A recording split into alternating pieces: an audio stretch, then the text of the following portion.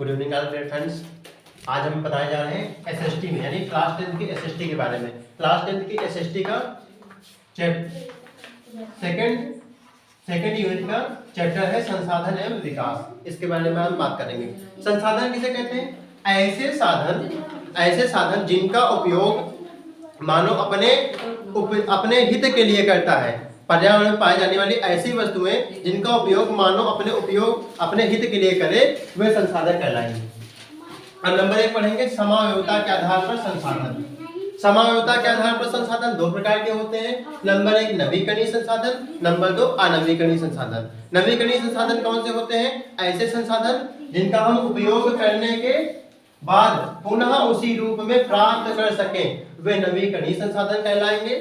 अनवीकरणीय संसाधन कौन से होते हैं? जिनका हम उपयोग कर लें और फिर से उसी रूप में हम प्राप्त नहीं कर सकते वे अनवीकरणीय संसाधन कहलाते हैं।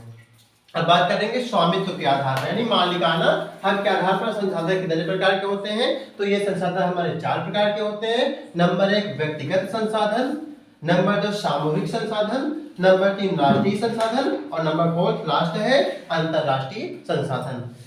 व्यक्तिगत संसाधन क्या होते हैं? ऐसे संसाधन जिस पर किसी एक व्यक्ति का ही अधिकार हो या स्वामित्व हो उसे हम व्यक्तिगत संसाधन बोलेंगे।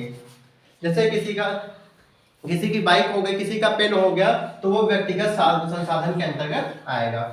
किसी का पेन हो गया या बाइक हो गई ये व्यक्तिगत संसाधन में आएंगे। अब बोलेंगे सामूहिक संसाधन।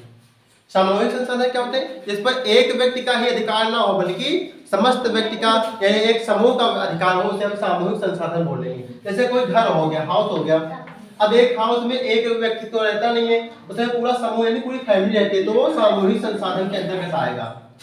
किसी नगर की बाजार हो गई, कोई तालाब हो गया, उसमें सभी लोग यूज करेंगे यानी वो भी सामूहिक संसाधन में ही आएगा।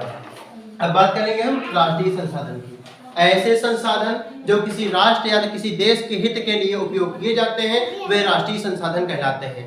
राष्ट्रीय संसाधन में जैसे राष्ट्रीय राजमार्ग हो गया यानी सड़कें हो गई, नदियां हो गई, तालाब हो गए, ये सभी राष्ट्रीय संसाधन। अस्पताल भी हो गए, राष्ट्रीय एयरपोर्ट हो गया, ये सब राष्ट्रीय संसाधन के अंतर्गत आएंगे। जिनका उपयोग पूरा देश कर सके उसे हम राष्ट्रीय संसाधन कहेंगे। लास्ट में बात करेंगे अंतरराष्ट्रीय संसाधन की। ऐसे संसाधन जिनका उपयोग केवल एक देश ही नहीं बल्कि अन्य देश भी करते हैं उसे हम अंतरराष्ट्रीय संसाधन कहते हैं। जैसे अंतरराष्ट्रीय व्यापार, अंतरराष्ट्रीय बाजार, अंतरराष्ट्रीय राजमार्ग, अंतरराष्ट्रीय एयरपोर्ट, ये सभी अंतरराष्ट्रीय संसाधन हो गए। अंतरराष्ट्रीय बाजार की बात करें, अंतरराष्ट्रीय बाजार में से चाय कॉफी हो गया अपने देश में हो गया तो इसको हम अन्य देशों में भी निर्यात कर सकते हैं, नहीं बेच सकते हैं, तो ये अंतरराष्ट्रीय संसाधन कहलाएगा।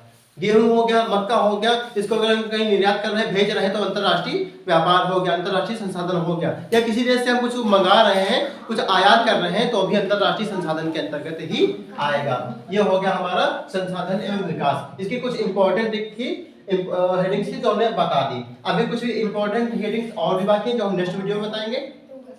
आप सभी मेरे channel DBC classes bye brain knowledge को सब्सक्राइब करें, लाइक करें, कमेंट करें और ऐसे ही इंटरेस्टेड वीडियो के लिए हमें इंस्टाग्राम पर भी फॉलो करें। थैंक्स।